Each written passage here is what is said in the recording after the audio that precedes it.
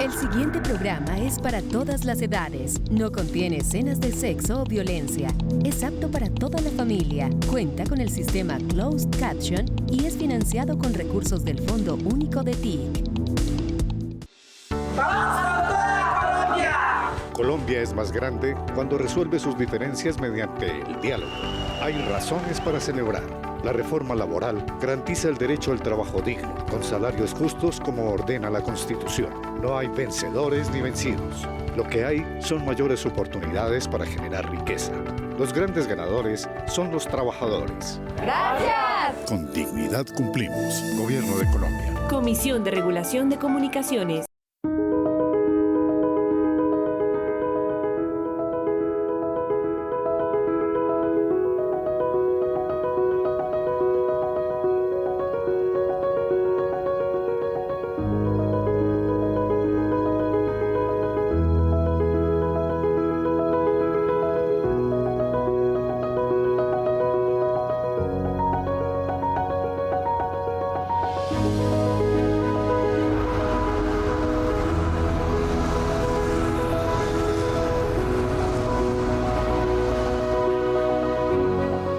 Hoy en Entrevistas con Alma de País tenemos como invitada a María Gaitán, directora del Centro Nacional de Memoria Histórica, una entidad encargada de apoyar la reparación integral, la transformación cultural y la paz, después de más de 75 años de conflicto armado interno. Bienvenidas y bienvenidos.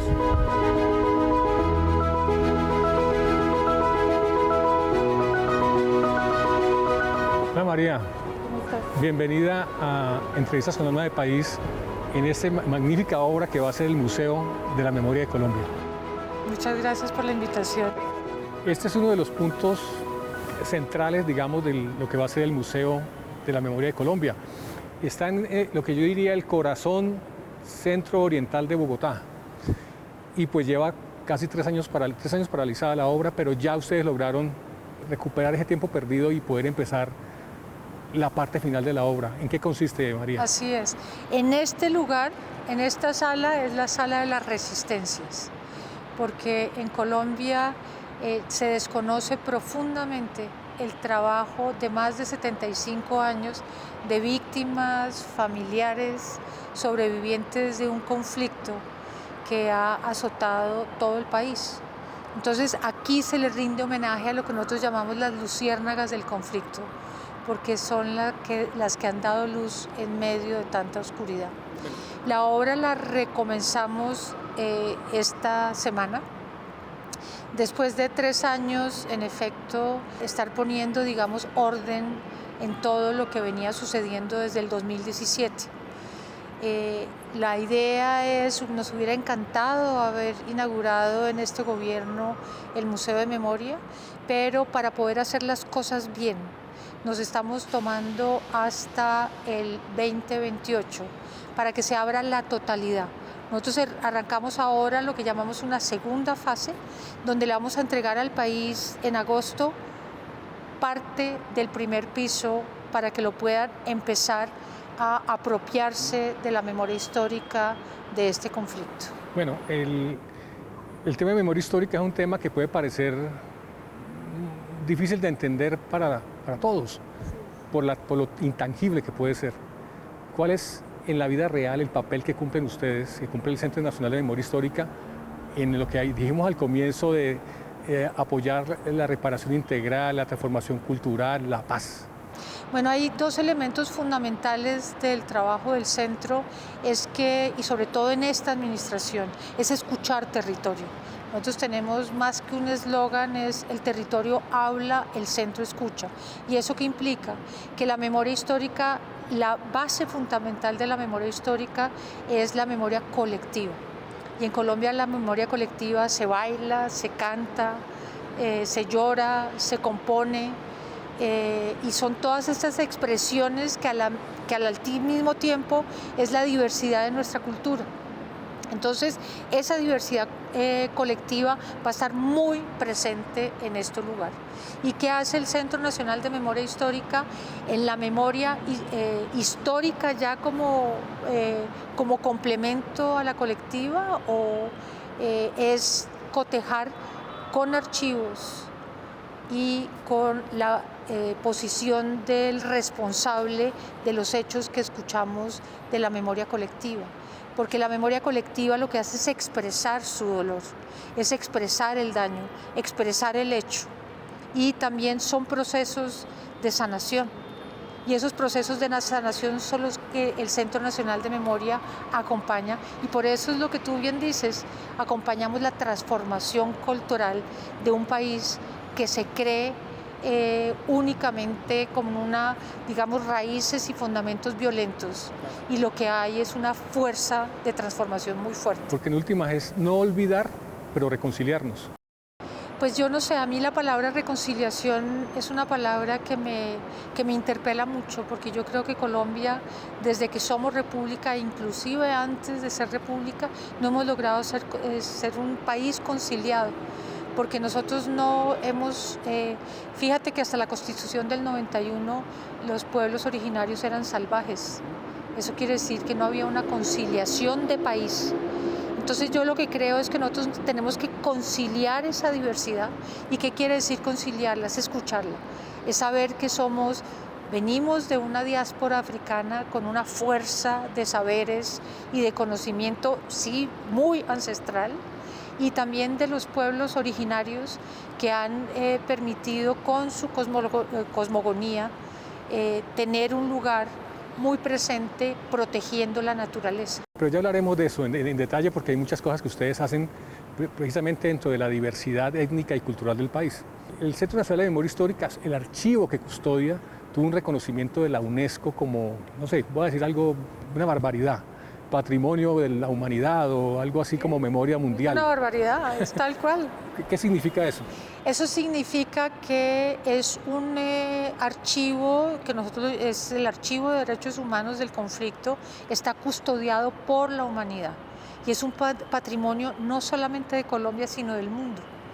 Entonces, una de las preocupaciones que recibimos al iniciar esta administración es que muchas organizaciones estaban retirando sus archivos porque tenían mucho temor del destino de esos archivos. Eso quiere decir ahora que están custodiados no solamente por el Centro Nacional de Memoria Histórica, sino por el mundo. Eso es importantísimo. No tiene un valor tremendo para la historia misma, ¿no? Total. Bueno, y en ese procedimiento del trabajo de ustedes, obviamente detrás hay una serie de antropólogos, sociólogos, expertos, historiadores que respaldan, digamos, con su conocimiento lo que se hace en ese expulgue de los archivos documentales de la tragedia colombiana. El prestigio que tiene el Centro Nacional de Memoria Histórica ha sido cultivado desde años atrás. ¿Y por qué? Es por su metodología de investigación y su rigurosidad. En los primeros 10 años se dedicó prácticamente a hacer investigaciones de los hechos de un periodo del conflicto. Nosotros lo que estamos haciendo es ampliando ese periodo para entender las causas y los causantes de este conflicto y poder entrar en diálogo con lo que ya se ha investigado, con lo que aún sigue sin ser escuchado por el país. Entonces, ¿nosotros qué hacemos? Nosotros escuchamos a la víctima, al responsable y lo cotejamos con estos archivos que ahora son patrimonio del mundo. Esa triangulación nos permite ser muy objetivos con la información que recibimos. Cuando nosotros decimos que hay muchas personas que se molestan, cuando decimos que es importante todas las memorias, todas, es porque la memoria de un paramilitar está nutriendo la información de una víctima. Por ejemplo, de información de fosas comunes, de qué pasó. Lo que me preguntan en territorio permanentemente es: María, yo quiero saber qué pasó y quién dio la orden para poder estar tranquila. Hay algo que preocupa, que creo que ya pasó en otros gobiernos, y es que dependiendo del gobierno, asimismo está la sostenibilidad del Centro Nacional de Memoria Histórica. Porque puede llegar alguien en otro tipo de gobierno que diga: no, esto no es así, vamos a cambiar la historia. ¿Qué hace sostenible el concepto que tiene hoy el Centro Nacional de Memoria Histórica? Bueno, eso es una pregunta compleja de responder, pero para decirte, ayer nosotros radicamos un proyecto de ley, que es la Ley de Memoria y Justicia Histórica, que es realmente toda una propuesta de la Mesa de Víctimas nacional y departamental, y las departamentales, donde nos pidieron darle forma a esa sostenibilidad. Entonces, ¿cómo es también sostenerlo?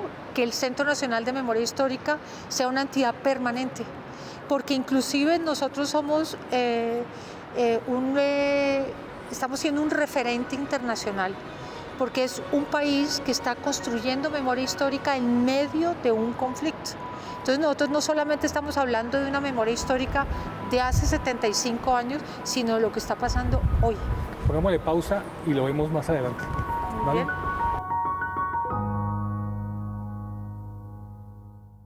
La reforma laboral cambia vidas. Es inclusión, igualdad, garantía de derechos, elementos esenciales para derribar barreras que afectan el bienestar de la población con discapacidad. La reforma obliga a las empresas a contratar una cuota de personas con discapacidad. Son gente que se levanta todos los días a transformar sus vidas y cambiar a Colombia.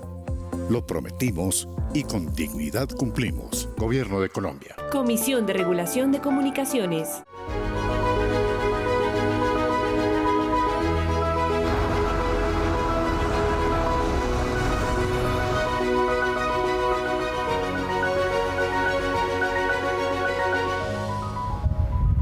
Seguimos aquí en lo que va a ser el Museo de la Memoria de Colombia con María Gaitán, directora del Centro Nacional de Memoria Histórica. Y estamos en el primer piso, aquí en el primer piso donde van a pasar muchas cosas cuando esto esté funcionando como debe ser. María, hay un tema que tiene que ver con la participación de la gente, no solamente de las víctimas, sino del país y del mundo en general. Y hay un aspecto que es el museo virtual. ¿Qué características tiene el museo virtual? Mira, el museo virtual inició como una necesidad de contarle al país que además de este Museo de Memoria de Colombia, que es muy importante que esté en Bogotá, porque Bogotá tiene que escuchar lo que pasa en el resto del país. Nosotros seguimos siendo un país absolutamente centralista, pero es una centralidad muy aislada. Entonces, que esté en Bogotá es muy importante, pero al mismo tiempo, esta Bogotá tiene que ir al territorio. Y entonces la manera que encontramos fue crear este museo virtual, donde va a haber un espacio aquí en este lugar, donde la gente se sumerge en el museo virtual recorriendo los 237 lugares de memoria que hay a lo largo y ancho del país. Entonces es absolutamente virtual, pero puedes visitar el lugar, puedes interactuar con las personas que están en territorio para conocer su memoria colectiva. Bueno, y en ese contacto con las regiones, ustedes hacen algo que se llaman las caravanas de la memoria. Sí. ¿Lo dije bien? ¿Sí? Bueno, ¿y eso cómo funciona? ¿Cómo es la dinámica? Eso es un bus. Porque además en Colombia hay una particularidad, es que somos terriblemente segmentados. El Huila no conoce lo que pasa en la Guajira no conoce lo que pasa en el Amazonas en los llanos. Entonces, la caravana lo que hacemos es traer compatriotas de distintos lugares de memoria, de estos 237 lugares, algunos escogemos y nos metemos todos en un bus y nos vamos a un territorio, para que en ese territorio lo recorramos. Acabamos de llegar de Caquetá, de recorrer 11 municipios del Caquetá, y donde los visitantes de lugares de memoria empiezan a interactuar y ahí se crean lazos de afecto, lazos de comunicación, de empatías y de solidaridad. Entonces ya Caquetá está enlazado con lugares de memoria de otros lugares de Colombia. La idea, nos encantaría poder hacer una caravana mensual, pero por no tener sino el 0.005% del presupuesto nacional, no podemos hacer sino un par de caravanas al año. En este primer piso va a haber dos escenarios que me parecen que tienen que ver con la esencia del Centro Nacional de Memoria Histórica, y son el fogón de Ubuntu, que tiene que ver con las comunidades afro, y la zona de sanaciones, que tiene que ver con las 115 pueblos indígenas que hay en Colombia, pueblos originarios. ¿Cómo funciona eso? ¿Cuál es el sentido que tiene hoy Sanaciones y el fogón de Ubuntu? Pero te quiero contar otra cosa antes. Aquí arriba donde estamos es las constelaciones de nuestros antepasados asesinados. Aquí van a estar todos los nombres por constelaciones, porque asesinan a una persona y cuando asesinan a una persona asesinan una constelación familiar y social. Entonces aquí lo llamamos las constelaciones, que será el cielo de nuestros antepasados ausentes. Y aquí detrás de este lugar es el muro de los desaparecidos, donde permanentemente estaremos mostrando las imágenes de los compatriotas y las compatriotas que aún no están y que seguimos buscándolas. Y en ese lugar de allá, que se tenía proyectado que fuera el restaurante del museo, lo llamamos el fogón del Ubuntu, porque las comunidades negras, afrodescendientes, raizales y palenqueras construyen memoria colectiva alrededor de un fogón. Pero el fogón no es la llama hace parte. Pero el fogón es todo lo que implica estar alrededor, conversando, cantando, recordando, llorando y comiendo. Porque las maravillas que tenemos en Colombia es la gastronomía afrodescendiente. No, eso conecta culturalmente, sin duda. Total. Y entonces el restaurante es la sala de la diáspora africana. Y el espacio público que conecta este Museo de Memoria con el Consejo es un espacio público donde le va a contar al país, a través de las plantas del conocimiento, que existen en este momento 115 pueblos originarios que han luchado desde antes inclusive de la República y del conflicto porque esta tierra sea el país de la belleza. Y hay 65 lenguas además, y entender que la coca es una planta de conocimiento. El fogón del Ubuntu y Sanaciones, ¿cómo se manifiestan hoy? ¿Cómo es el trabajo de ustedes en esos dos escenarios?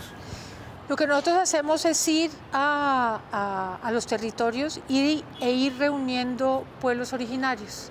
Entonces, en este momento hemos hecho 5 encuentros en distintas regiones, donde inclusive muchos de estos pueblos no se conocían.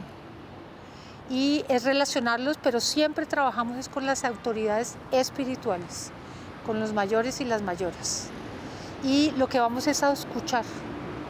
Y ellos, al mismo tiempo, en los lenguajes mucho más allá de la palabra, van encontrando el origen de la cosmogonía que los une.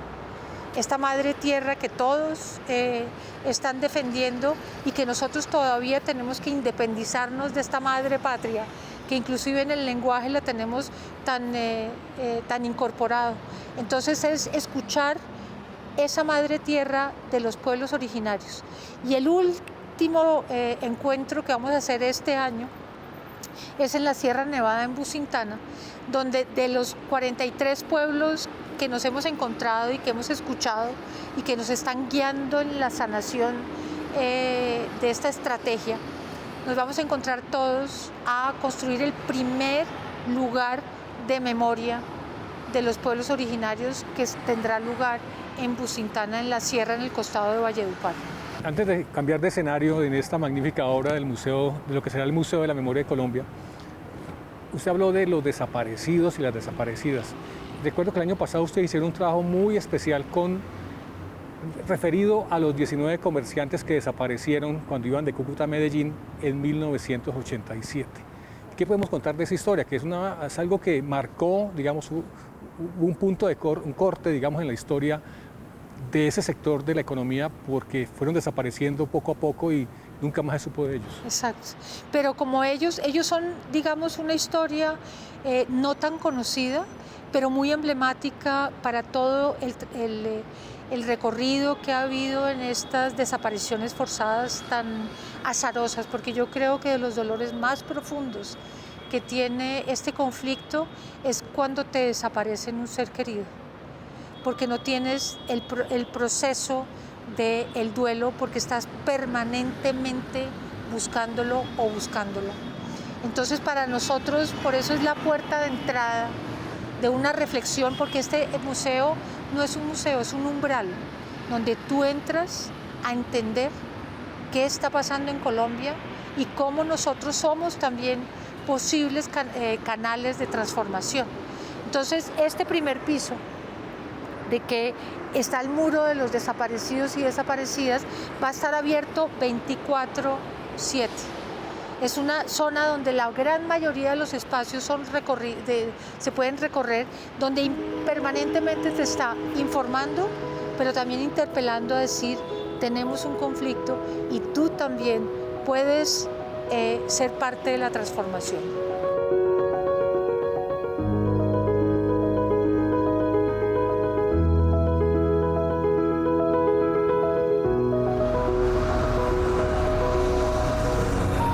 Aquí se escucha el ruido de la ciudad, ¿no, María? Y muy cerca está el Museo Gaitán, la Casa Gaitán, que es reconocida como la precursora de la memoria histórica en Colombia. ¿En qué va la Casa Gaitán? Sí, en efecto es el primer lugar de memoria de Colombia. Y en este momento pues sigue en manos de la Universidad Nacional, una universidad absolutamente indiferente con el lugar. Se está cayendo el techo, los tapetes los dejaron podrir, la mayoría de los objetos o desaparecieron o se destruyeron o no están en el lugar que les corresponde. Y eso también hace parte del Exploratorio Nacional, que es la construcción que quedó en mitad de camino en el 2004, cuando Uribe Vélez decidió cerrar el centro, liquidar el centro Gaitán y seguir la guía de su psiquiatra y comisionado de paz Luis Carlos Restrepo de enterrar de una vez por todas la memoria de Gaitán. Pues yo creo que hay buenos vientos últimamente, en estos últimos días, donde la idea es que el presidente firme el decreto que da viabilidad para terminar la obra del exploratorio, recuperar la casa museo y volver a restablecer el centro Jorge Eliezer Gaitán, que es el lugar, la entidad que no solamente le rinde homenaje al legado de Jorge Eliezer Gaitán, sino que avanza con las ideas de Gaitán de una Colombia con una democracia directa. No sobra recordar que María es nieta de Jorge Eliezer Gaitán. Así es. Y hay que decirlo, ¿no? Y precisamente sobre Gaitán hay algo que incomoda mucho y es el Clan del Golfo, que se ha hecho llamar Ejército Gaitanista cuando no tiene nada que ver con las ideas de Jorge Eliezer Gaitán. ¿Ustedes cómo han lidiado con eso, con ese tema que obviamente quien no conoce a Gaitán, pues piensa qué cosas del prócer, del líder? Sí, lo que más nos preocupa, bueno, es increíble, pero en territorio todavía Gaitán está muy presente en el corazón del pueblo colombiano. Lo que nos preocupa enormemente es lo que está haciendo la oficina del Alto Comisionado, de además utilizar un lenguaje civilino diciendo es que ellos son los que se hacen llamar así. Pero por más que ellos sean los que se hacen llamar así, nunca hay que llamarlos como no se debe, porque eso es darles una posibilidad, una puerta abierta para que se constituyan como una organización política que no puede ser. Esta gente es traqueta, esta gente es delincuente, esta gente es criminal. La antítesis de lo que era Jorge Eliezer Gaitán, que luchó toda la vida y por eso lo asesinaron, por la restauración moral y democrática de Colombia. Entonces, ¿cuál es nuestra lucha? Primero, que el gobierno, nadie del gobierno, como lo ha dicho recientemente el ministro de Defensa, lo dijo ayer, jamás hay que llamarlos distintos al Clan del Golfo, y el mismo presidente en el Consejo de Ministros del lunes dijo, nunca se les puede llamar Clan del Golfo, y Gloria Gaitán tiene toda la razón. No llamarlo Ejército Gaitanista. No los pueden llamar de ninguna manera distinta, sino Clan del Golfo. Entonces hay que ponernos de acuerdo. ¿Qué es lo que está buscando la oficina del Consejo Comisionado? ¿Darles un lugar político? Eso es una enorme equivocación para un país que tiene que caminar hacia la restauración moral y democrática de la República y no a convertir en un país traqueto. Hablábamos al comienzo de la entrevista de lo que es el fenómeno paramilitar, el tema de la desaparición forzada, todo eso, lo que eso ha implicado.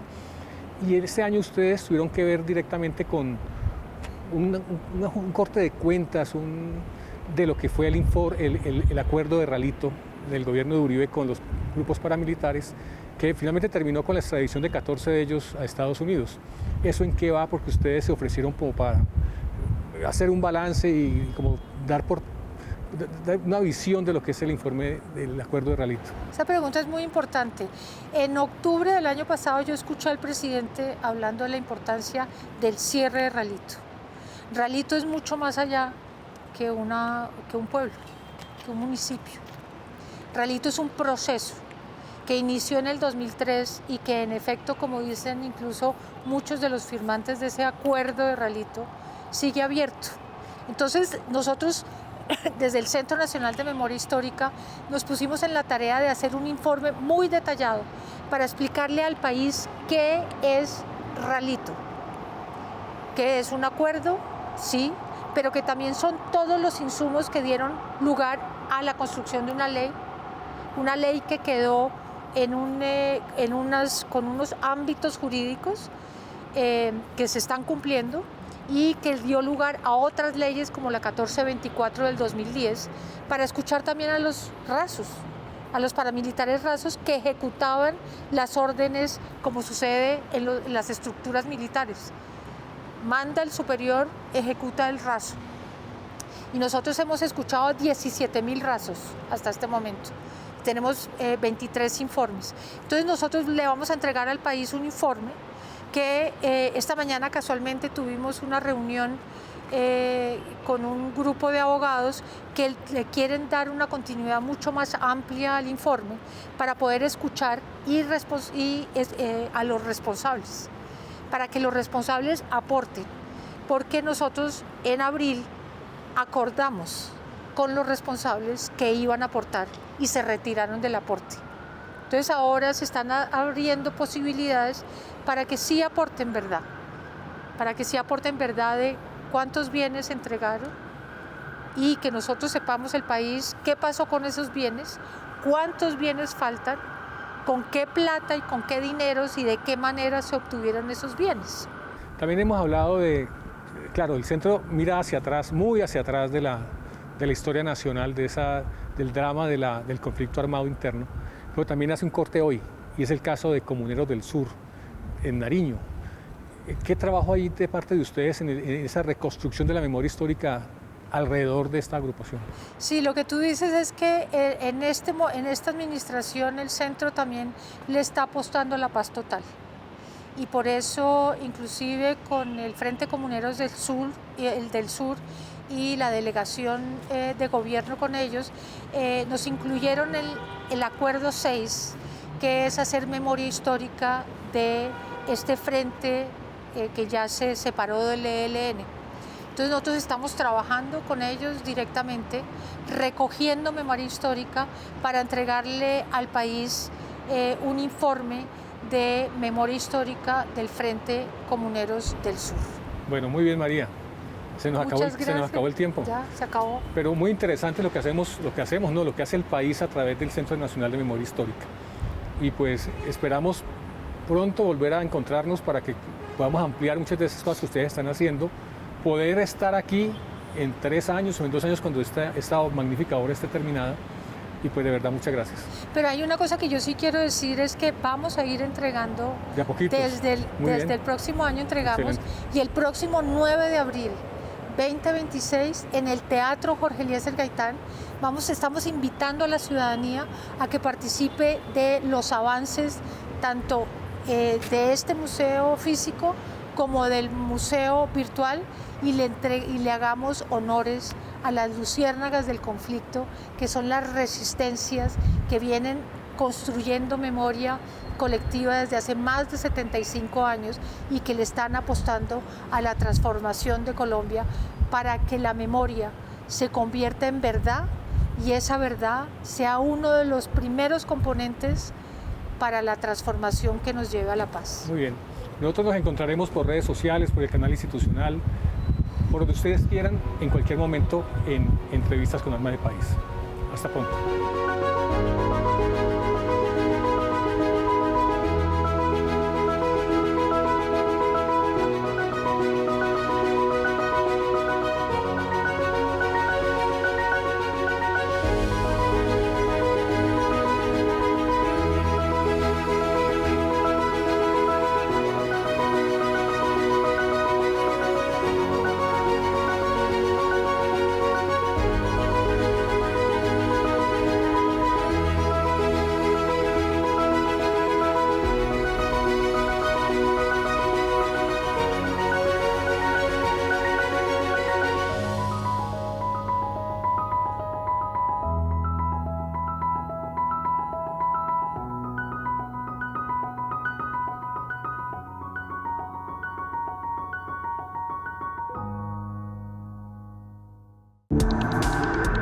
Este contenido fue financiado con recursos del Fondo Único de TIC.